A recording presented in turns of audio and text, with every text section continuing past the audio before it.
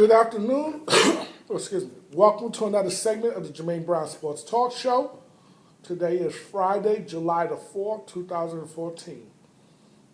First off, I want to mention that everyone have a happy Independence Day, with your cookouts, whatever it is you do, on your day off. But I want to talk about today the NBA free agency that has to deal with both Carmelo as well as LeBron James and the Miami Heat. This past Tuesday, the free agency window opened up, and you had about 4 teams outside of the Knicks that was vying for Carmelo's affection. You had Chicago, you had Dallas, you had Houston, you have LA. Now, I heard that it was a very impressive presentation that the Bulls gave Carmelo on the first day of free agency. He spent about 9 hours with them on Tuesday. And, it was real beautiful. Only one little problem, though. They had him in the Bulls jersey with his number. They had the Larry O'Brien trophy, which is the NBA championship trophy, all surrounded around him, this, that, and the other. It was a very beautiful presentation, except for one little thing. 2 things. One, Lala wasn't there. And she's the one that you really have to convince to leave New York. And secondly, they couldn't come close on the money. See, the Knicks can offer a 5-year, 100, and let's just round it up instead of 129.1 million. Let's just call it 130 million to keep the math simple, okay? 5-year, $130 million deal. The Bulls and anyone else, or not the Bulls, sorry, any other team, the max they can offer is a 4-year, $96 million deal, okay? Look. We're not talking chump change here. This is some real money being thrown around. However, just because a team can offer 4 years, 95 or 96 million, doesn't mean they have the cap space to do it. If they don't have the cap space to do it, they can't offer him that. So that's the max that he can make on the free agent market if he chooses to leave New York. 4 years, 95, 96 million. I want you to keep that figure in mind because I'm going to come back to why this is important. So, if you notice, between the 96 million and the 130, we're talking about $30 million difference here. 30 to $35 million difference. Okay? Right off the bat. Because I think it's 95 million. That's why, not 96. Some places you hear it's 96. 95 million. Okay? We're talking about a $35 million difference. Now, here's where it gets interesting. The Bulls could not even come close to that. All they could offer him was, by amnesty Boozer, moving Mike Dunleavy, making some moves. If he wanted to keep the core intact, which is Noah, Rose, Gibson, and Jimmy Butler, all they could offer was like 4 years, $76 million. That means Carmelo was leaving anywhere from $50 to $60 million on the table, folks. Who is leaving that kind of money on the table? Don't tell me about, you have free agents leave teams and stuff like that. Look, I'll get to that in a minute, but nobody's leaving $50 to $60 million on the table. And Houston was going to more or less have the same problem. They was going to have to move Omar Ishik, Jeremy Lin, and to get Carmelo to take maybe a 4 years, $87 million deal, somewhere in that neighborhood. So he was going to be still losing anywhere from 40 to 50 million on the table. He was going to be leaving on the table from what the Knicks could offer. There was only 2 teams outside of New York who could give him what they call max money. Well, the 2 teams that could give him max money from the free agency period of 4 years, $95 million, the 2 teams that could even do that was Dallas and LA, the Lakers, okay? So to me, if Carmelo was going to leave some money on the table, those were the two logical destinations, not Houston and Chicago, because he would be leaving too much money on the table if he went to those two teams.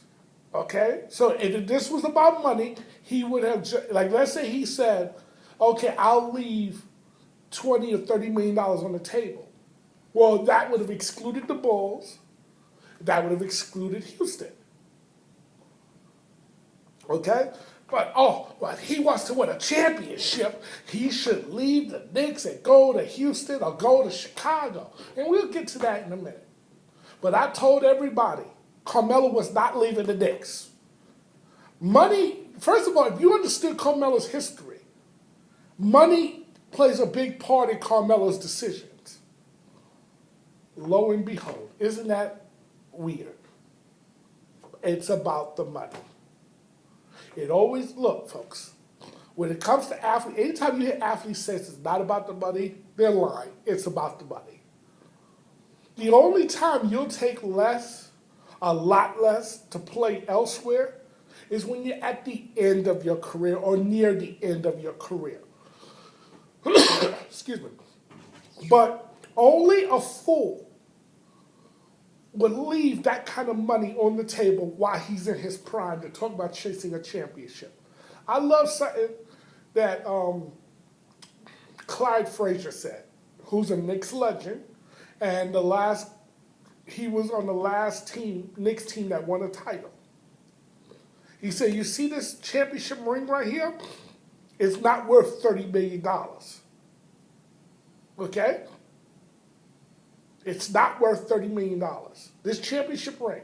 So what is he telling you? You don't leave that kind of money on the table to chase a championship ring. It's stupid. It's dumb. I don't like using the word stupid because it's very vulgar. And, it's dumb. That makes little to no. You're an idiot if you leave $30 million or $50 million on the table to chase a ring. You just don't do that. Okay? So that was the first clue that Carmelo wasn't going to leave New York. Here were some other clues. If you listen to Lala Vasquez, okay, which is Carmelo's wife, Lala Anthony, she told you in January, Carmelo's not leaving New York. She says, Carmelo's resigning in New York. We're not going nowhere. Now, when the wife says that, if you're smart, you ought to listen, because here's why. Major decisions that is made in a household generally has the wife's major seal of approval on it. No man, if he wants to keep his wife happy, will make a major decision without including his woman in on it. Oh, but wait a minute. LeBron James went to Miami and Savannah Brimson, his girlfriend at the time, didn't have a say in it because she wanted to stay in Cleveland. But wait a minute. Do you think LeBron didn't have to pay for that decision to move to Miami without really notifying Savannah? Do you really think he didn't have to pay for that? Rumor has it, and it's just a rumor, he had to, first of all, move her family down there and pay for that. So that means he paid for her house and her family's house and everything down there. And more importantly, he had to marry her. Well, that sounds like a bribe to me. But that's the price you pay when you make a decision without including your woman in on it. Now, there were rumors a couple of seasons ago that Carmelo Anthony and Lala was looking to divorce Carmelo. There was a time when Melo was looking bad, folks. Okay, because there was some cheating rumors. Whether it was legitimate or not, the whole point is Lala and Anthony were separated. And that's what helped cause that whole issue that happened with Kevin Garnett. Don't think Kevin Garnett said something that basically flipped Anthony off. Okay? Now, this is not about Kevin Garnett. This isn't really about Carmelo Anthony. This is about Lala. Lala, as my cousin would say, see, unlike Savannah, Lala is a star already. Okay? She's a star already. The average, and this is no disrespect to Savannah Brimson, but she can walk down the street, the average person would not recognize her. The average person would not recognize Savannah Brimson. The average person will recognize Lala. And that matters. Not only that, I mean, she loves it here because she's home. She was the one who convinced Carmelo to leave Denver to come to New York anyway. She was the driving force behind that. So if you don't think that her word means a lot, you don't understand Carmelo. Now, I'm not saying that whatever she says goes, but understand this. If Carmelo had chose to go to Chicago or Houston or Dallas or LA, he was going to pay for that decision. And forget this, Lala can stay here, he can play there and then travel. That ain't happening, my friend. That ain't happening. Okay? All these sharks around who wants a piece of Lala, do you really think if you Carmelo, you're going to leave your wife by herself? You'll be a fool to do it. So at the end of the day, when Lala told you back in January, Carmelo's not going nowhere, that should have told you everything you needed to know. Carmelo was not going nowhere. Now, why am I bringing this up? Because the Bulls and all these teams was doing all this whining and dining and wooing, but you're whining and dining the wrong individual. You were supposed to have Lala. He's got to have Lala there. So if I'm the Bulls, before Carmelo even makes the trip to Chicago, I'm having this conversation. Hello, yeah, hey, Melo. Yeah, this is Tom Thibodeau or John Paxton or Gar Kerr or whatever, whoever there is with the Bulls. Jerry Reinsdorf. Okay, listen. Will Lala be making this trip? No? Okay. See, now, this is important to know, folks, because if the wife isn't making the trip, then that means the wife isn't keen on going there. So when you're sitting there and you're trying to wine and dine this guy, you got to realize your chances of landing him is just not good. You got to know that up front. So to me, going through all that pomp and circumstance and doing all that photoshopping and putting his his likeness on your jersey, all that is a waste of time and money. Because if the wife isn't there, your chances of landing him wasn't good. Then I'm going to tell you the second mistake the Bulls made. Even if you're going to do all that whining and dining, you don't let Carmelo dictate to you when he's going to let you know what he's going to do. What you were supposed to do is say, listen, Carmelo, unfortunately, we would love to sit here and wait for your decision before making our next move. But we don't have that luxury because other free agents is going to sit around and wait for you to make your decision. You got other teams vying for these key free agents, and they're not going to wait around for you to make your decision. So we cannot wait a week or so for you to make a decision. So here's what we're going to do. We'll give you 1 day. This is the way I would have played it if I was the Bulls. I would have said, you got 1 day to meditate, contemplate, think on it, talk it over with your wife, but you got 1 day to get back to us with a decision, yay or nay. Yeah, out of that, we move on. Because we cannot lose out on key free agents waiting around for you. And why am I bringing this up? Because Paul Gasol is a very big piece, folks. Once you get past LeBron James and Carmelo Anthony, the only other free agent really now that's on the market that's worth anything, because there were some others, but unfortunately they wasn't going to wait around, okay, is Paul Gasol. The problem is by the Bulls sitting there waiting on Carmelo, you allowed other teams who are in a better position than you to come in and make their play for Paul Gasol. Teams like the Thunder, teams like the defending champions, the Spurs, okay? These are this is important here, folks, because now you got some major competition. And while you sit here waiting on Anthony, you're not talking to the other key free agents. because you're sitting there waiting on Carmelo Anthony. When really, if you listen to what Carmelo said even the week before the free agency period began, he told you he was not leaving New York. If you listen to what he said carefully, he was not leaving New York. Now, this brings me to the next thing. Oh, well, free agents, LeBron left Cleveland. Dwight Howard left LA. Let me talk about those two situations. Why I say superstars generally don't leave. Does it mean that I don't mean to say superstars never leave their teams. I said superstars generally do not leave their teams. Because why? They can get the most money.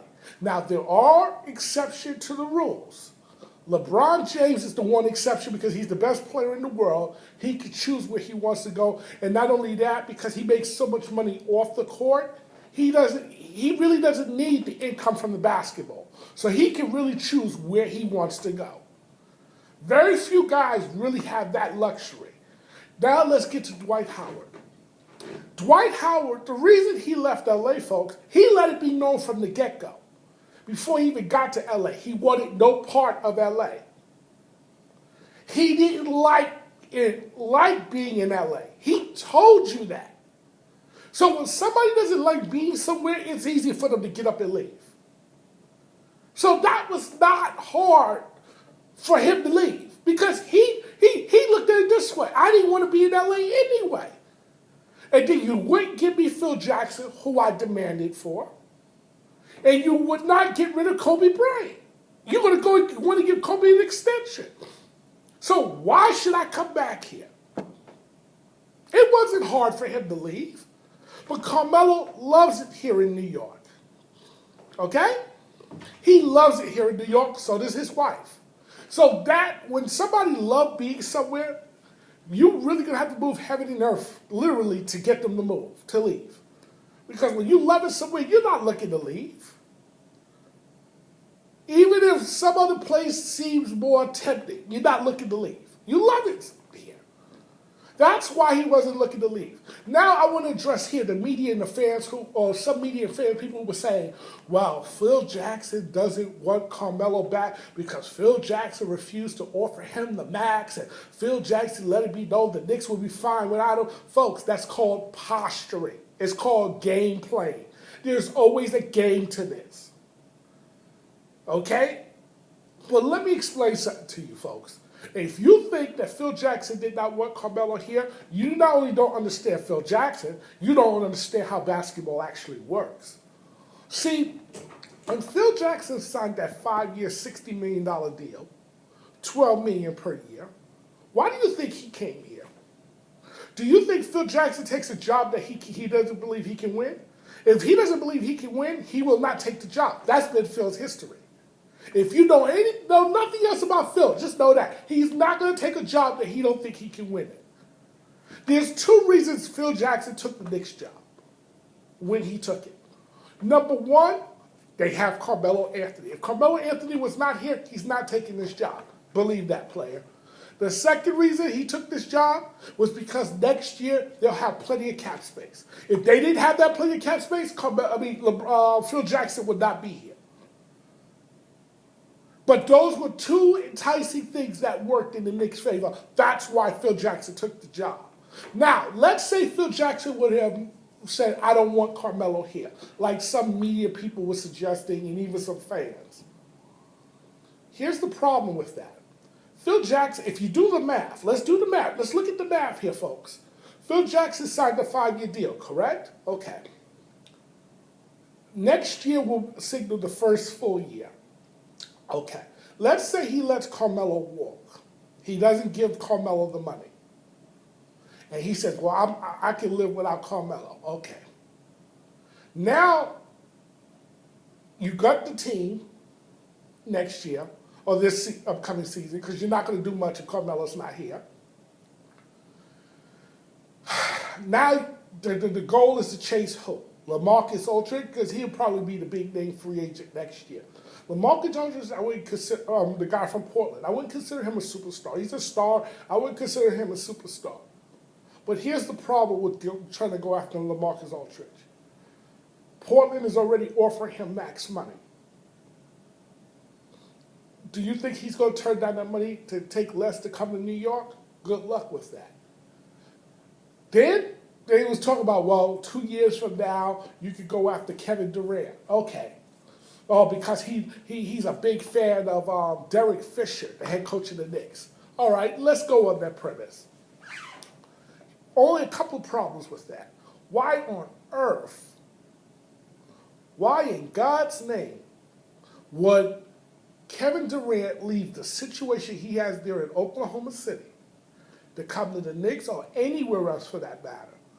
There was a reporter who had the audacity, the temerity, the gumption, whatever you want to adjective you want to use, to criticize Kevin Durant because he didn't play well against a game against the Spurs in the Western Conference Finals, right? That reporter got excoriated, and he worked for the Oklahomian, which is the paper there in Oklahoma City. He got excoriated, folks. You would have thought he was a mass murderer. You would have thought he talked against his country or something like that. He committed the unwritten. He committed the unwritten sin that you don't criticize Kevin Durant in that town. Kevin Durant is the man in that town. He could run for mayor, he'd win. He could run for governor in that state, he'd win. That's how popular Kevin Durant is. Not only that, he's the second best player in the world. So they're going to, and since Oklahoma City is the only major pro sports town there worth anything, they're going to protect their superstar. Well, when that reporter came out, it had the temerity because Kevin Durant didn't play well or he missed a shot or whatever it was that he was, whatever happened, that reporter just seemed like he criticized Kevin Durant. Kevin Durant didn't have to say a word. The people, the media, outside media, the people shut that reporter down. The paper apologized to Kevin Durant because the guy criticized him. Now, why would you? That means Kevin Durant has all power there in Oklahoma City. He can do no wrong. Why would you leave that situation? Not only that, he's closer to a championship in Oklahoma City than he would be anywhere else. He's playing with Westbrook, okay, Jeremy Lamb, Adams, okay, Reggie Jackson. He's got a very, very good team. I just think they're a good coach away from really going to the finals, if not winning it. Why would you leave that to come to the melting pot of New York City where you got 5 different papers and everybody's competing with the other paper where they can easily criticize you? Because remember, they don't have no love for you here. So if he misses a shot, oh, Kevin Durant's not clutch. No one's going to be able to check that guy and say, hey, you can't say that about Kevin Durant. Why would you leave that to come here? That makes no sense. But I always like to play devil's advocate and say, all right, let's go on the premise that Phil Jackson is this great marketing guru who can get LaMarcus Aldridge and Kevin Durant. Get LaMarcus Aldridge next year. Oh, excuse me. Let me go over the timeline again. Let Carmelo Anthony walk. Then going next year and get LaMarcus Aldridge, which would not be an upgrade over Carmelo Anthony. Trust me. But go get LaMarcus Aldridge, and then the following year get Kevin Durant. Let's assume he pulls all that off. LaMarcus Aldridge, Kevin Durant, that's a nice combo, but that's not a championship combo. Not necessarily. Doesn't guarantee you a championship. Wow, if I'm going to pay Phil Jackson $60 million over 5 years, I do want a championship out of that. At least get to the darn finals. At least get to the finals. If I'm going to pay him that kind of money.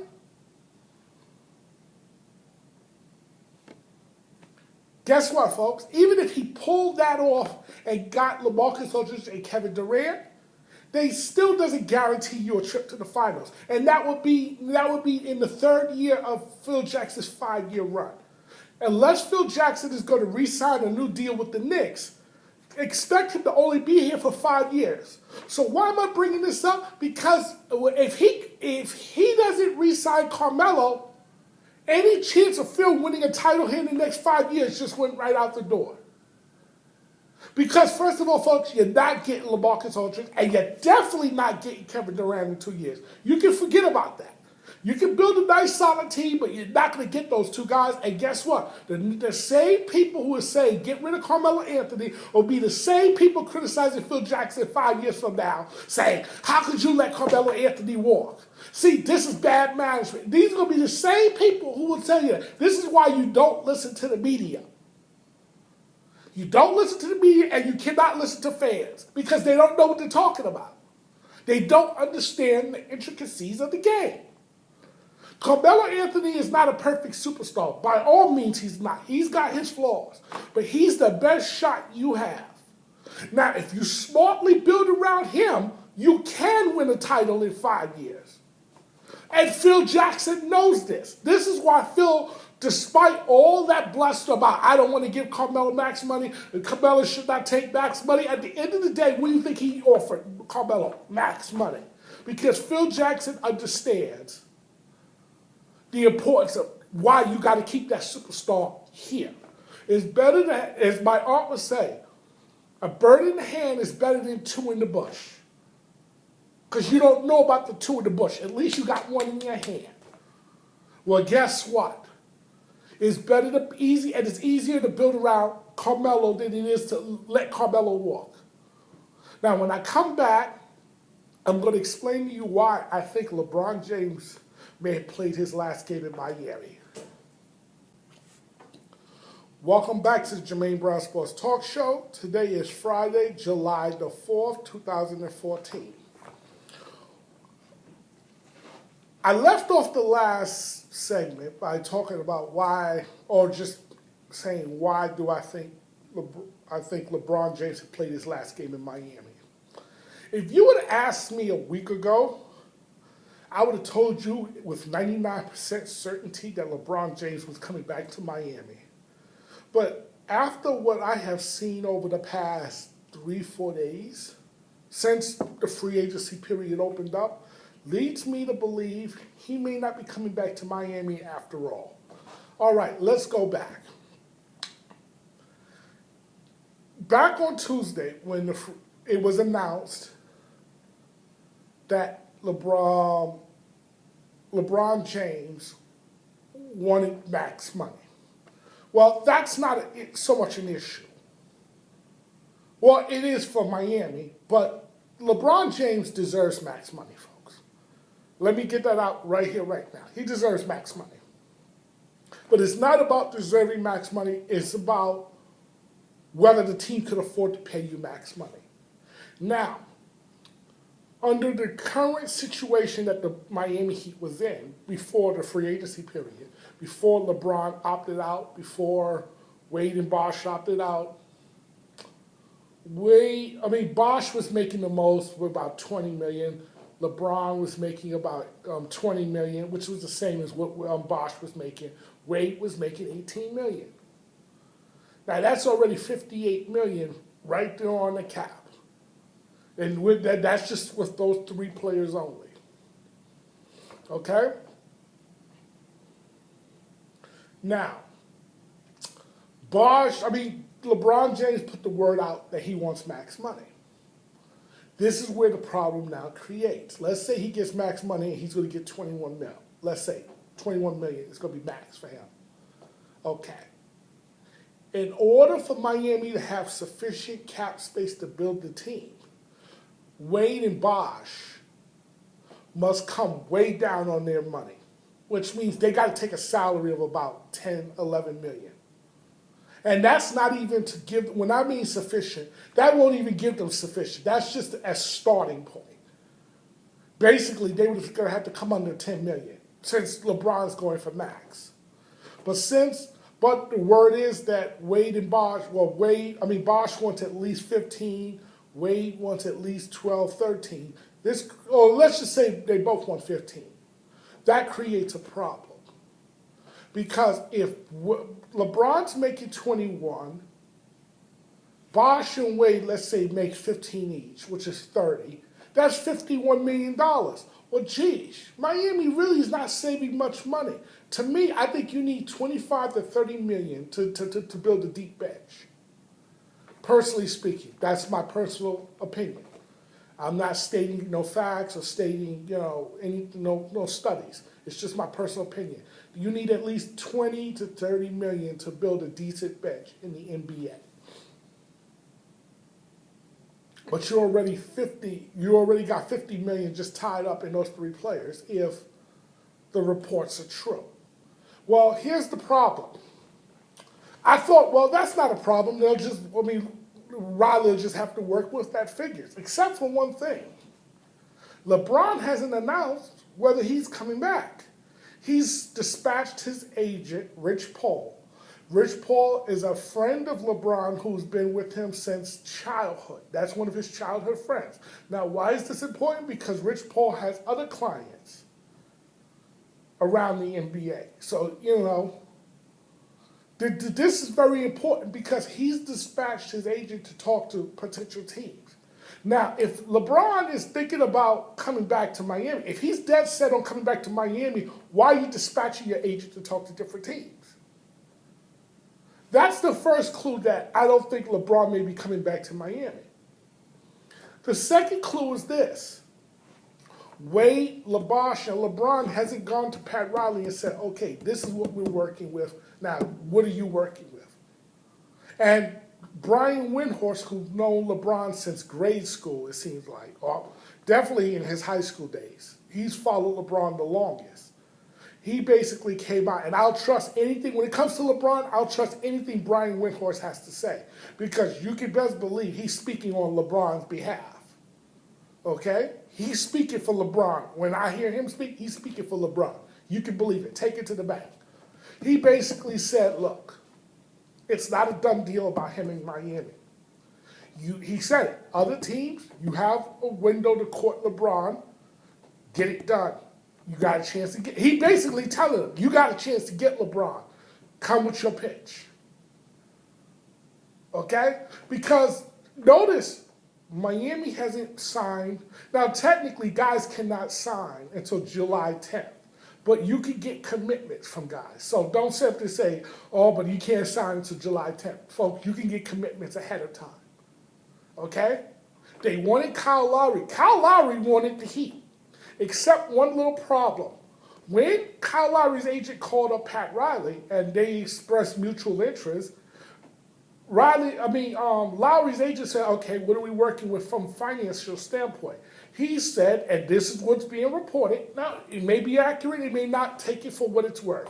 But basically, because Kyle Lowry says, I want to play for a championship contender. He's referring to the Heat. Because he went back to Toronto, so that tells you he wanted the Heat. Because Toronto's not a championship contender. If you're telling me you want to play for a championship contender, you don't go back to Toronto. But anyway, so when Lowry's agent called up Pat Riley and they started talking about the money, he told basically, well, we may be able to give him $11 million, depending if this happens, or we might only have about $6 million, depending on if that happens. When you get a president or the GM or whoever's talking like that, get the hell out of it, because that tells me there's problems with this team. That means Riley doesn't really know, number one, because see, even if LeBron leaves, his money is still on Miami's books for this upcoming season. Even if LeBron leaves. But he doesn't know if the money that LeBron have on the books coming for $20 million this year, or is it going to be the max of $21, $22 million? He doesn't know that yet because he doesn't know if LeBron's coming back. So when you cannot tell that agent this is how much money we have to work with, you don't get no negotiation. Once that happened, Kyle Lowry immediately signed back with Toronto. That was the second clue. Excuse me. Besides him dispatching Rich Paul out, to prospective teams, to talk to prospective teams. That was the second clue that I don't think LeBron's coming back to Miami. So they haven't gotten any commitments from any key free agents. Kyle Lowry, now they're talking to Paul Gasol. I think they're going to strike out on Gasol. If Gasol signs with Miami, then that tells me LeBron's staying in Miami. But now the rumor is, well, even if, and this is what Brian Windhorst is saying, even if LeBron does stay in Miami, he's not committing to no more than a year or two with a 1 year opt out, which means next year we're going through the same dog and pony show with LeBron. If I'm Miami, that's a problem. Because you can't get free agents to come there if they don't think that LeBron's committed there for the long term. Guys are not going to leave money on the table if they don't think LeBron is committed there for the long term.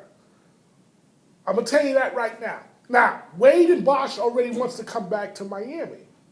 But if I'm Miami, I don't care if Wade and Bosh want to come back. I do care if LeBron wants to come back. Because if LeBron doesn't want to come back, then I want to tear this down if I'm Miami. Because now I'm no longer a championship team. And I'm not going to sign Bosh to a 5-year deal if LeBron is not staying here for the long term. I'm just not going to do it if I'm Miami. There's no incentive for me to. Now I'll re-sign Dwayne Wade because it's good business. You don't want a PR nightmare on your hands. But I'm not going to re-sign Bosh if LeBron is not going to stay here for the long term. It makes no sense if I'm Miami. So this does determine what I can do. So now let's say Gasol decides he wants no part of Miami. I think the Knicks are serious contenders for Gasol because of the Phil Jackson, Jose Calderon thing. They got ways. See, even though Gasol will be leaving some money on the table, they got ways where they can make that up. Because first of all, he'll be leaving about maybe $12 million on the table. You can make that money up. They got ways that you can make that money up. That's not too big of a loss. But if you don't, so let's say Miami doesn't get Gasol. Well, then now you wanted Martin Gortat. Martin Gortat resigns with Washington. So now you can't get him. You can't get Kyle Lowry. These are guys who can actually improve Miami's roster. But you can't get them because they don't know if LeBron's going to commit. Which means I think LeBron is sabotaging, me personally, I think LeBron is sabotaging the Heat. So this way he has an excuse to leave. I think LeBron wants out of Miami. I think this year LeBron wants out of Miami. I think after what took place in the finals, folks, he said, I'm out of here. He said to himself, I'm out of here. And if you listen to what he said in his press conference when they got eliminated, he told you, he said, look, I'm not going to make the same mistake I made in 2010, which means go on this whole free agency tour and this, that, the other, have the decision, all that, which was a mistake. He's done it now privately and quietly. Okay? He's done it privately and quietly, which means they learned from their mistakes. Here's the third reason I believe LeBron's not coming back to Miami. And I want you to watch this carefully. The report is Rich Paul has let these teams know that the teams who get a face-to-face meeting with LeBron are the teams that he's seriously considering. There are some teams right now that has been mentioned that has already gotten a meeting with Rich Paul. Phoenix, Houston over the phone, even though the report is he's not going to Houston, so you can forget Houston. Dallas, Cleveland, and now LA, the Lakers. Well, I think you could take the Lakers off that list, personally speaking. I think you could take Houston off that list because the rumor is he doesn't like Dwight Howard. So you can pretty much take Houston off that list. Then again, you know what? I'm not going to take Houston off that list. I'll only take Houston off that list when Brian Windhorst and them say you can take him off that list. Because here's why. That might just be a rumor about him not liking Dwight Howard.